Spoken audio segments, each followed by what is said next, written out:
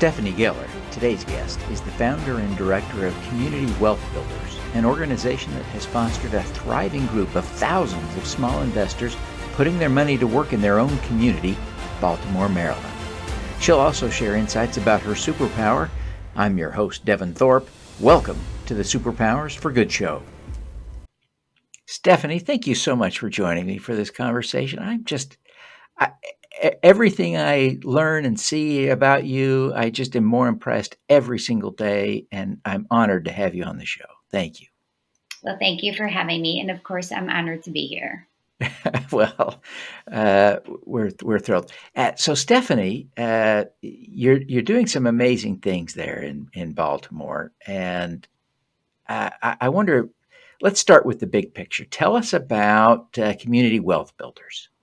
So, Community Wealth Builders is a nonprofit initiative that I started now, like 6 or 7 years ago. And first, let me define community wealth building is an economic development paradigm that focuses on bringing power and resources back to disinvested communities. And I began my career through the research lens. I was very frustrated with the socioeconomic challenges facing Baltimore and really was curious, what communities were out there that were doing different things with better outcomes. And that really opened my eyes to the whole notion of community wealth building. And I'd never heard of models like cooperatives and worker ownership and community land trusts. This was actually in the mid 90s, so it was very early on. And these models were really fascinating. And in many ways, they flipped what my city, Baltimore City, was doing on its head. Right? Our city was saying, big companies, come here. We want you to create lots of jobs, but not looking at quality jobs, not looking at opportunities really to empower people, not looking at ways to ensure all people could build assets, which is really important to break out of generational poverty. So I worked in the through the research lens for many, many years. And as I began to observe other cities in the United States doing more and more, I became more and more frustrated that Baltimore City still was really, in many ways oblivious to this new economic development paradigm. So I transitioned to the practitioner world and started Community Wealth Builders. And we are the only entity in Baltimore focused on sort of the broad notion of community wealth building. And we do education work, advocacy work, and then we do real active programs. They're all really different and they focus on different communities in Baltimore, but they're all tied through sort of the lens of bringing power and bringing resources back to disinvested neighborhoods. It's important work that you're doing. I don't have a good understanding, but I have a growing sense that what you're doing is working, that there's some data points that suggest this is actually making a difference. Review some of that for us. Well, that's actually a hard question because a lot of the indicators we're going after are big picture that still look relatively grim in Baltimore. But I can talk about our specific Maryland Neighborhood Exchange program, which is starting to make a little difference at the edges. And I should backtrack and just talk about where that program came out of. So all our work in Baltimore has really solidified our relationships with a lot of locally owned businesses. And through our work over the years, we heard over and over again from local and especially Black-owned businesses that were operating, doing well, a steady network of customers, community loved them, yet they could not get growth capital. And we, wanted to figure out through the community wealth building lens what type of solution could make sense. And that, for my first time ever, opened my eyes to the new world of grassroots investment crowdfunding. And I had never heard of the model before, but Community Wealth Builders, it just made so much sense within our overall mission, sort of for three reasons. One, it creates more asset building opportunities for real Baltimoreans. Two, it gets businesses the capital they need. In a way, the businesses set the terms. They can decide, do they want equity? Do they want to do revenue sharing? So it's very business focused.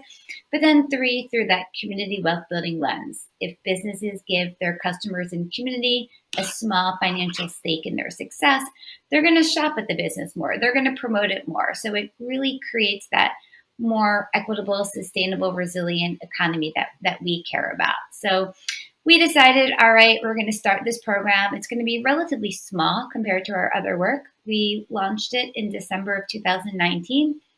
COVID hit a couple months later, and we recognized we had this powerful tool to help businesses, across the region get the capital that they need for all different types of purposes. So we quickly worked to rev up this program as much as possible. And we work on two different tracks. We provide free technical support to any locally owned business that is interested in grassroots investment crowdfunding from the beginning to the end. But we're also working on the ground in Baltimore, trying to create a community of practice around this. We want to educate real people that they can invest in local businesses. We want to excite them about it. We want them to understand why this is so important for a sustainable, resilient local economy. And then we want to make it easy for people to do so. So we actually have a website with the businesses that are currently raising capital where the people can see which businesses they are and connect with them. So we began in December of 2019. So you asked about the statistics. That was sort of a long journey to get us to the statistics. But to date, we have supported the successful campaigns of 68 locally owned businesses. Wow. They have collectively been able to raise over $3.7 million, and they've raised it from about 9,500 small investors. So, we are slowly growing, I hope, a movement here, that really is working on both levels to get great businesses, the capital that they need, but more widely to really get Baltimoreans to have a stronger connection to businesses. I run a little crowdfunding investment group. We call it the Impact Cherub Club. And we look at our process is to look at deals basically twice. We take a preliminary look, decide if they are worth doing more due diligence on them. If so, we look at them a second time, and then we decide whether or not to invest, and we do or don't. This month, so in June, and we're recording this in mid-June. We'll probably air this in mid-July, so this will be old news. But we're looking at two Baltimore businesses for the first time. So in July, we'll be looking at them for the second time if they meet past the first screen. I'm optimistic that they will. Most of our businesses do. But the ones that we're looking at are We Solar, and another one that's called, I think it's Solar for Us One. It's a limited partnership or LLC set up, affiliated with a nonprofit. Are you familiar with either of these deals? That's a very long question, but are you familiar with either of those Baltimore companies? I am not, but if you connect us, we are, happy to highlight their raise on our website and promote it as much as we can.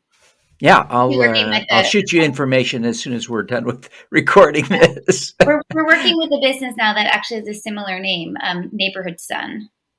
Yeah. Okay.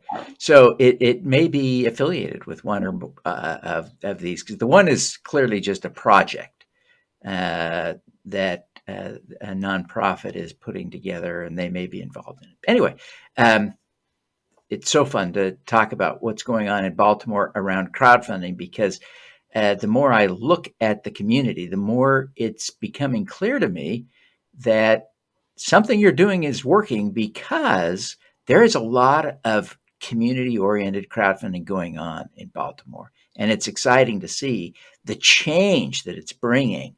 The projects we're looking at are reducing the costs of energy for people who are in low-income situations, and of course, helping to reverse climate change by replacing fossil fuel energy sources with solar right there in the community. So it's really cool. Love it, love it, love it, love it, love it, love it. So good job. So what was it that brought you to this, Stephanie? What motivated you to get involved in all of this? It was really my frustrations. I'm born and raised in Baltimore. This is my city. And even as a young child, I was frustrated by the poverty I saw, the homelessness I saw. And in Baltimore, it's very visible. There are some communities that, are doing very well, and most of the poverty and disinvestment is concentrated in certain areas. And I really knew from my childhood that I wanted to affect some type of positive change. I had the crazy idea that I would study urban planning and public policy and come back to Baltimore with all the tools necessary to affect change. Of course, that was, extremely ridiculous. I basically learned how complex and interwoven everything was and really began to understand the systemic roots of problems. And, that is why when I first became introduced to community wealth building, it made a lot of sense to me. If this system is creating these outcomes, we need new economic models that really bring power, models that root capital back into disinvested neighborhoods to really affect change. And that's really what Yeah. we're all about. We're about getting people to see sort of a new lens, a new way of thinking, and sort of understanding that, if we keep investing time and money into what Baltimore is doing, we're going to keep, maybe making marginal improvement, but perpetuating the same challenges that I saw 50 years ago. Yeah. It's sometimes frustrating at how slowly these things change in the time frames that feel relevant to an individual human. But in the time frames that are relevant to society, things happen very quickly because of people like you making a difference every day. I'm excited to have you speak at Supercrowd 22, our big community capital impact crowdfunding event in September.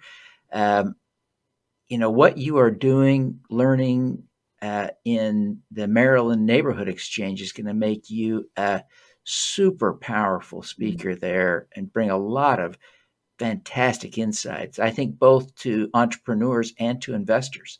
So thank you for agreeing to do that. Yeah, and thanks for making that an opportunity. We are really one of the only locally focused grassroots investment crowdfunding platform in the nation. And to me, that lens makes sense, right?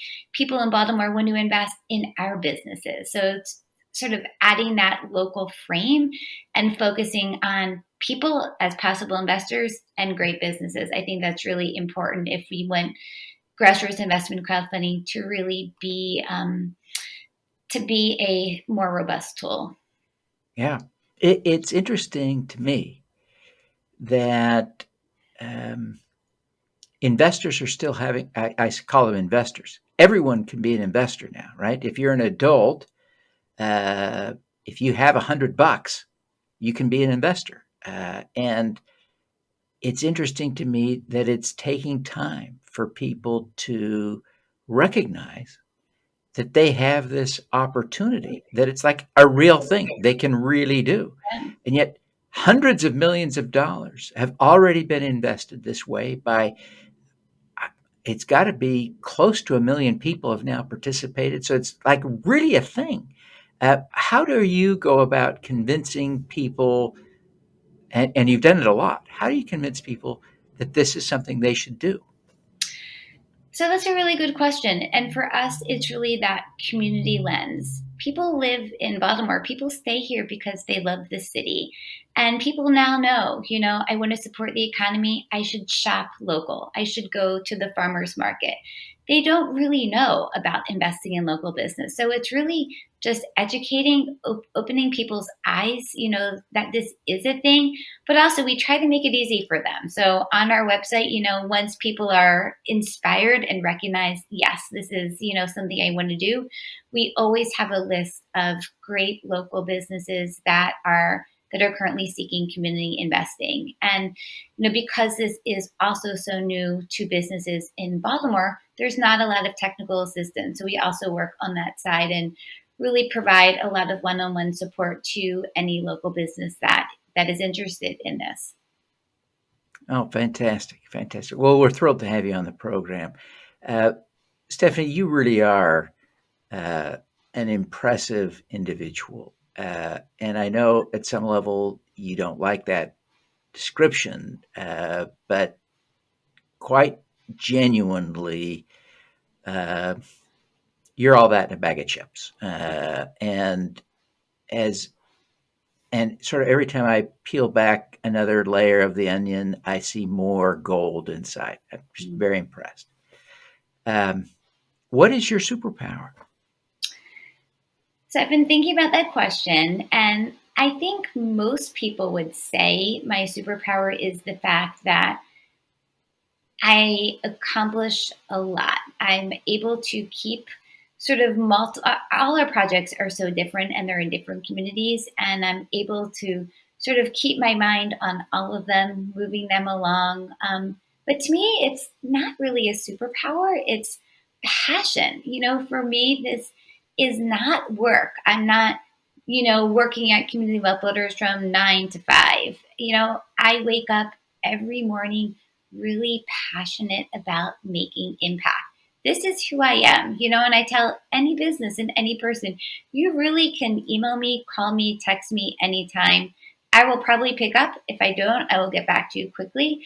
This is the essence of me. And, I get fueled by this work, this project, being in community, collaborating with great community associations. And actually, one thing I didn't mention, I think one reason this is working in Baltimore is that there are just so many great neighborhood and community associations on the ground that help me connect with people and connect with great businesses. But it fuels me. So I think, to me, that's not a superpower. If I had to answer my what I think is a superpower, it's really being able to apply a community wealth building lens and looking at problems that have, affected Baltimore for years and thinking and helping community, collaborating with community to think through different ways to do it. And I think people are so used to the traditional social service model.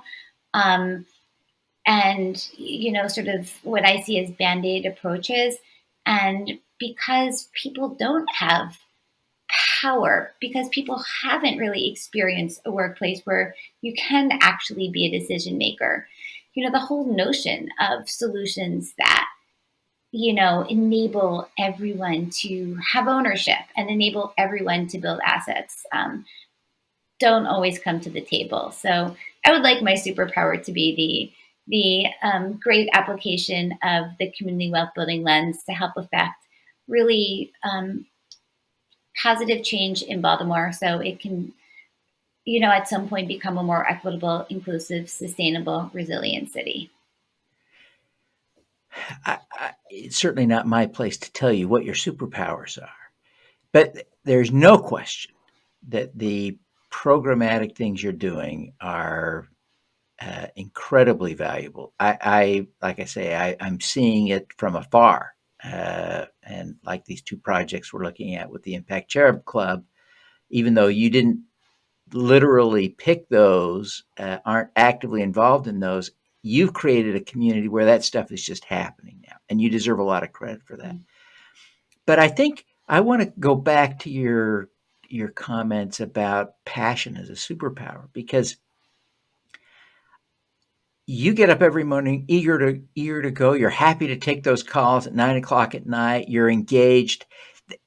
There's something there, and I think so many of us want to have that passion. We want to feel that.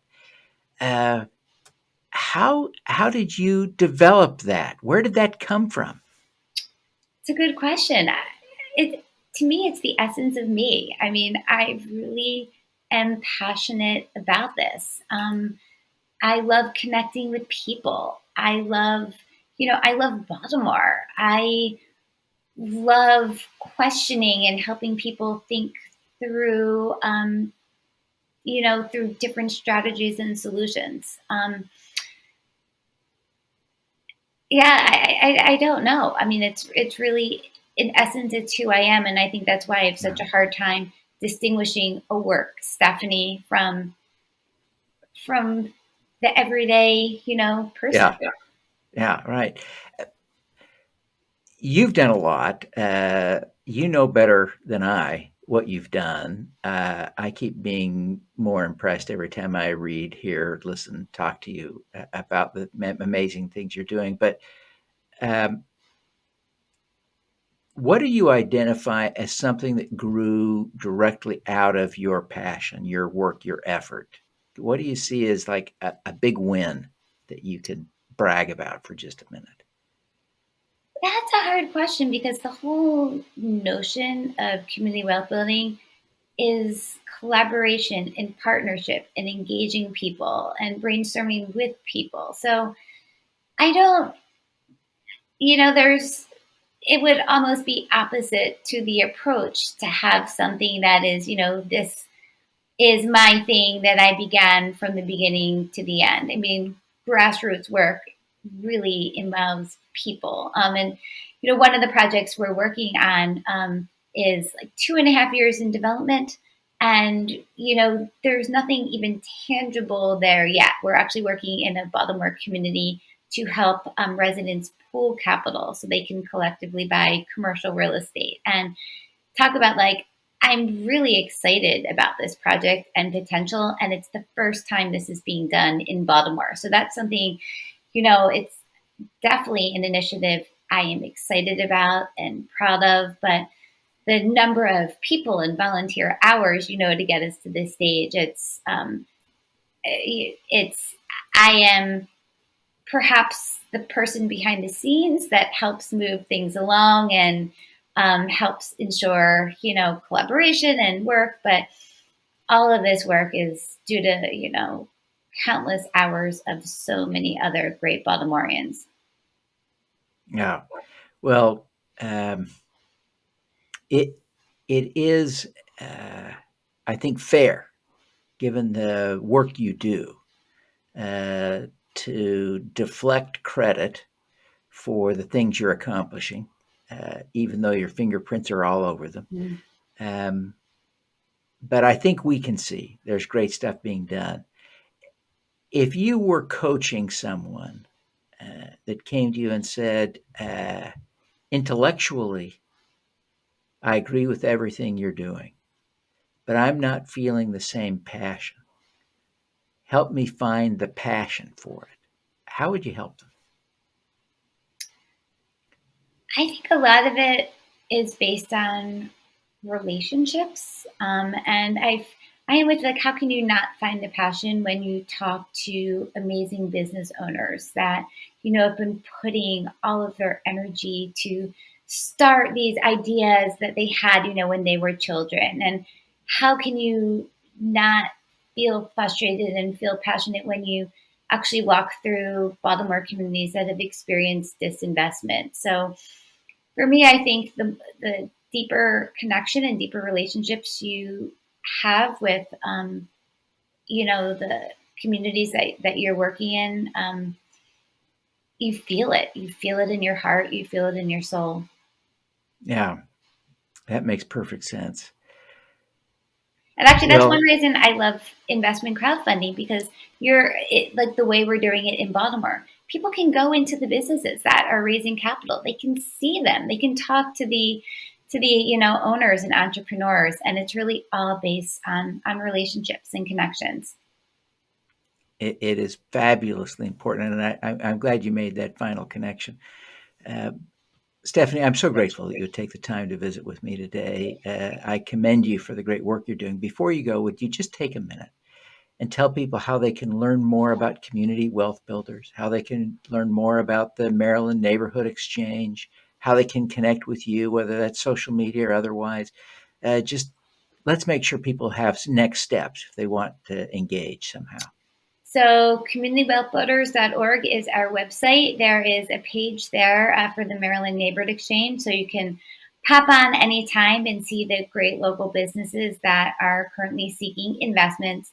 We also have a range of resources there, sort of a whole library of information, including video. So, if you're on your learning journey and want to learn more about the model, whether or not you're a business or a person, we should have resources for you. I am always reachable. We have a contact page on our website. You can feel free to email me, sgeller@communitywealthbuilders.org. And like I tried to emphasize, this is my passion. So do not hesitate to reach out. If this excites you, if you want to talk about it, if you want to connect, I welcome that. Oh, fantastic. Stephanie, thank you so much for all the great work that you're doing. Thank you for being here with us today. We wish you every success in helping to turn Baltimore back into the thriving community that you hope it will become. Thank you so much. All righty. Let's do some good. Thank you for tuning in to the Superpowers for Good show. Twice each week, we host changemakers who share their impact, insights, and superpowers. Don't miss another episode. Subscribe today at superpowersforgood.com. That's superpowers, 4, good.com.